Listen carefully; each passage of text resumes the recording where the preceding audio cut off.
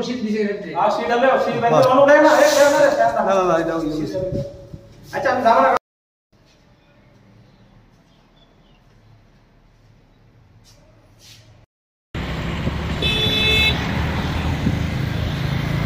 ঘটনাটা আজকে একটা মেলাগড় থানার থেকে একটা পিআরসি কেসের আসামি ছিল ওয়ারেন্টি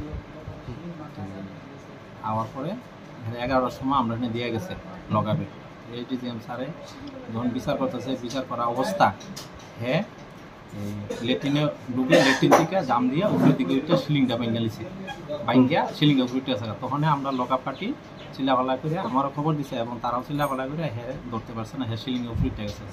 এরপর আমরা দৌড়াদৌড়ি করে দেখছি হ্যাঁ সিলিংয়ের উপরে ওঠার পরে এরপর আমি তাড়াতাড়ি করে আর কেবল বিশালগড় পিএসসি থেকে স্টাফ আনাই বিশালগড় থানারে জানাই এবং তারা যথারীতি সেকেন্ডের মধ্যে তারা আসছে আসার পর তারা নিয়ে আমরা সিলিং থেকে উঠে আসামিটাকে নামাই আনছি। আনার পরে এসডিএম সাহেব সহ আমরা সঙ্গে ছিল।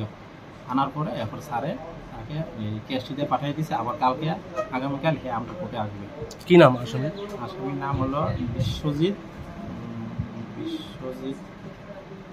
আসামির নাম হলো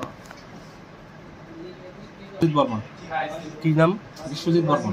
আচ্ছা, কোন থানার কেস? এটা বিশ্রামগঞ্জ থানার কেস 17-21। অভিযুক্ত বাড়ি কোনখানে? অভিযুক্ত বাড়ি হলো মেলাগড় কুয়াংবাড়ি। বিশালগড় আদালত থেকে এর আগেও একাধিকবার আসামি পালিয়ে যাওয়ার চেষ্টা করেছিল, মানে আপনার কি মনে হয় কি কারণ এটা? এটা আমরা উপরে সিলিংটা ঠিক করতে লাগবো, সিলিংটা একটু মলার তো এটা বাইরে যাবে, এটা একটু মানে ঠিক করলে ভালো হইব, উপরে ছাদ হইলে আর একটু ভালো হইব।